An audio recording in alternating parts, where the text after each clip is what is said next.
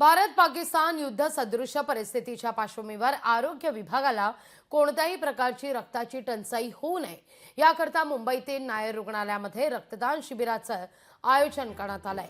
सीमेवर जर परिस्थिती चिघळली तर रक्ताची गरज भासली तर इथून रक्त पाठवता यावं याकरता ही पूर्वतयारी करण्यात येते। या सगळ्याविषयी आढावा घेतलाय। या सगळ्याचे आयोजक डॉक्टर दिग्विजय जाधव यांच्याशी संवाद साधलाय आपले प्रतिनिधी भूषण शिंदे यांनी। सध्या भारत आणि पाकिस्तानमध्ये सध्या युद्ध सदृश परिस्थिती आहे, त्यामुळे मोठा तणाव आहे आणि एकंदर येत्या काळात ही संपूर्ण परिस्थिती चिघळली तर येत्या काळामध्ये युद्ध परिस्थिती होऊ शकते आणि एकंदर रक्ताचा तुटवडा होऊ नये किंवा रक्ताची मागणी या संदर्भाने वाढू शकते। अनेक रुग्णांना याची मागणी जी आहे ती वाढू शकते। अशा कारणाने सध्या आपण नायर हॉस्पिटलमध्ये पाहू शकता मोठं रक्तदान शिबिर जे आहे ते आयोजित केलेलं आहे आणि एकंदर अनेक नागरिक याला उत्तम प्रतिसाद देत आहेत। अनेक नागरिक इथं सकाळपासून रांग लावून जे आहे तिथं आलेले आहेत आणि आपल्याकडून रक्तदान करत आहेत, जे श्रेष्ठ दान म्हणून मानलं जातं। अशा प्रकारे संपूर्ण नियोजन आहे। येत्या काळामध्ये युद्ध परिस्थितीच्या निमित्तानं आजचं हे ब्लड कॅम्प जे आहे ते अत्यंत महत्त्वाचं आहे।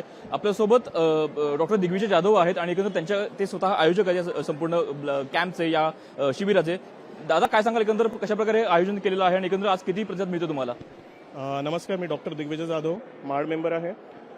2 दिवसाआधी आमची मार्डची मीटिंग झालेली होती, ज्याच्यामध्ये मार्डचे जितके पण पदाधिकारी आहेत, आमचे प्रेसिडेंट सर असतील, अक्षय डोंगरदेवे असतील, अन्विता उगल मुगले असतील आणि इतर जितके पदाधिकारी आहेत त्यांची मीटिंग झाली आणि युद्धजन्य परिस्थिती लक्षात घेता आम्ही रक्तपेढी जी आहे आमची ब्लड बँक आहे त्याच्यामध्ये आम्ही विचारणा केली असता त्यांच्या इथे कमतरता भासून आली आम्हाला आणि त्यानंतर आमच्या मीटिंगमध्ये आम्ही डिसाईड केलं की जसे आम्ही नेहमी ब्लड कॅम्प्स घेतो, ब्लड डोनेशन कॅम्प घेतो, तसे याही वेळी ब्लड डोनेशन कॅम्प घेण्याची गरज आहे आणि त्याच्यातनं ही कल्पना आली। त्याच्यानंतर आम्ही डीन सरांना विचारलं, त्यांनी परमिशन देऊन आम्ही हा कॅम्प ऑर्गनाईज केलेला आहे आणि याच्यामध्ये आम्ही एक्सपेक्ट करतो की जवळपास 100च्या वर ब्लड डोनेशन व्हायला हवे। आपलं देशाला योगदान म्हणून जास्तीत जास्त नागरिकांनी ब्लड डोनेशन करावं असं मी त्यांना आवाहन करतो। जरी आम्ही आता ब्लड डोनेशन कॅम्प आयोजित करत आहोत तरी ब्लड डोनेशन कॅम्प नसेल तरी तुम्ही शासकीय रुग्णालयामध्ये जाऊन किंवा जवळच्या रक्तपेढीमध्ये जाऊन तुम्ही जास्तीत जास्त रक्तदान करावं, जेणेकरून ते रक्त तुमच्या शहरात नाही, जर गरज पडली सीमेवरही कधीतरी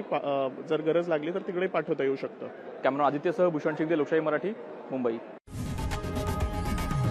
लोकशाही मराठी ऐका, पहा, जागरूक रहा।